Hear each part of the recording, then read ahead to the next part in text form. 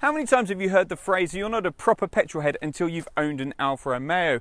But the problem is, to buy an Alfa Romeo for the last 15, 20, maybe 30 years, it's been the heart speaking rather than the head. You get these amazing, beautiful looking cars, but not a lot of substance beneath. Now that might be all about to change with this, the Giulia, and the upcoming Stelvio that's based on this platform.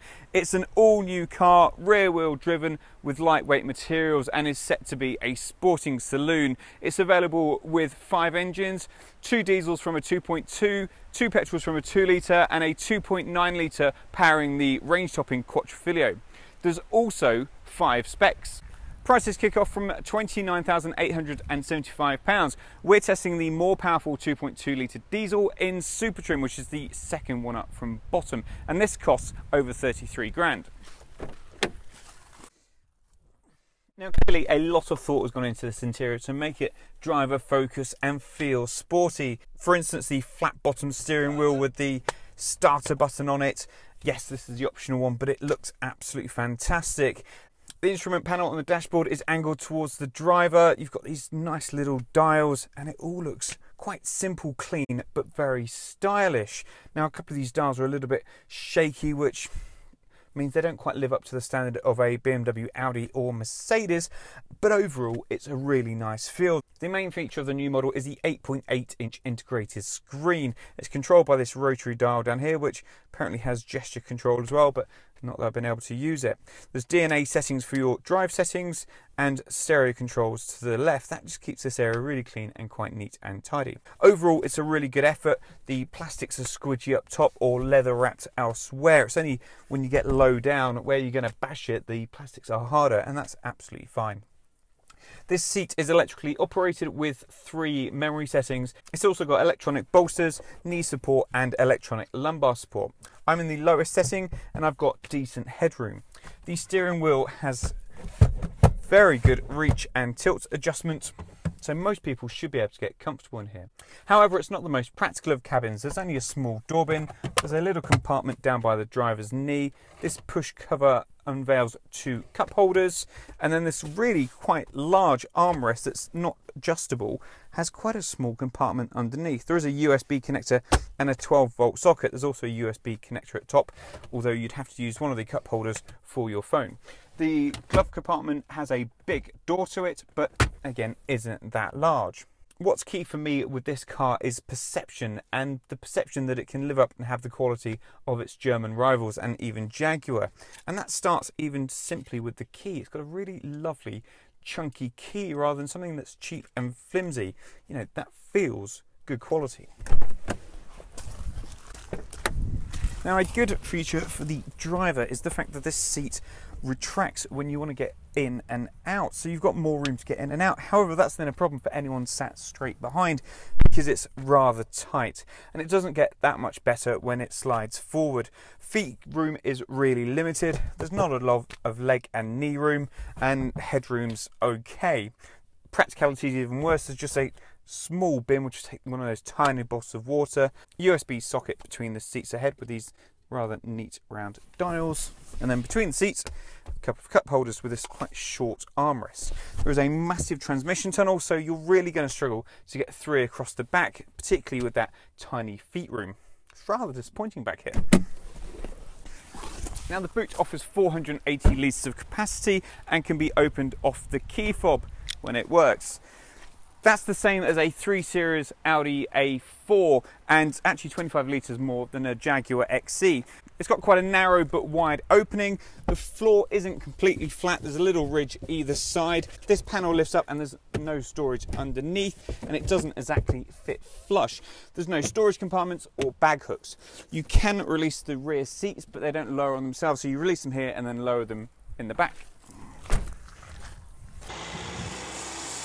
This more powerful version of the diesel engine generates 178 brake horsepower and 332 pound-feet of torque. That'll get it from standstill to 62 miles an hour in 7.1 seconds.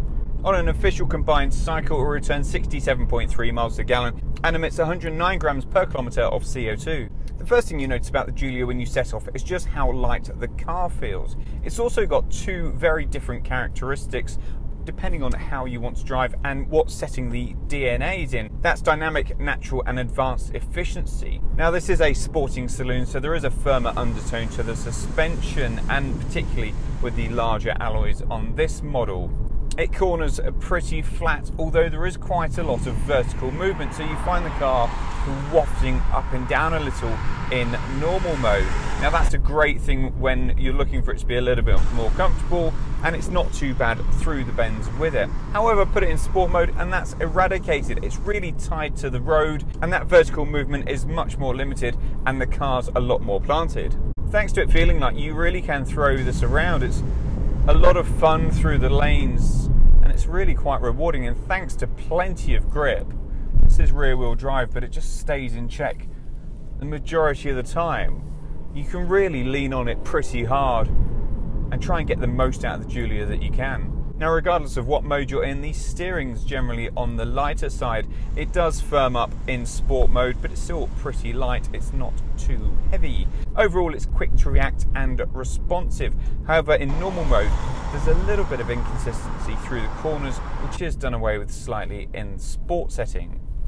The diesel engine's pretty impressive. Unless you're really flooring it, it's pretty quiet and refined. There's very little diesel rattle coming through and no booming. It does become a little bit more vocal when you sink the right pedal, but it's not too bad. Now, frustratingly, those pedals are offset slightly on the right hand side, which is a little bit disappointing. However, the engine performs well, but it's all down to the gearbox and, again, what setting you're in.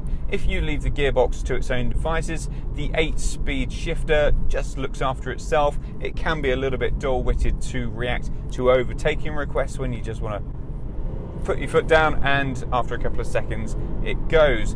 However, go to manual mode and use the huge oars attached to the steering wheel, and upshifts and downshifts are very impressively quick. Sport mode makes everything a little bit sharper, but even in standard mode it's highly impressive. On the motorway, the engine settles down and the cabin's hush. There's not too much wind noise. What has frustrated me though, for all the time I've had this car and I can't solve it, there is a really frustrating rattle coming from the passenger side, so that really undermines all the good work of it being quiet on the motorway. Visibility around is pretty good. Front and side pillars are quite small, whilst there's not too much of an obstruction from the rear roof pillars. The rear view mirror is clear and well sized, as are the wing mirrors. This model comes with parking sensors to the rear as standard. However, it is fitted with the optional pack, which gives you front parking sensors and the rear view camera. Now, the rear view camera just comes up as half the size of the screen, so it's actually not that impressive. It's a good backup, but a little bit disappointing for the money you're paying for it.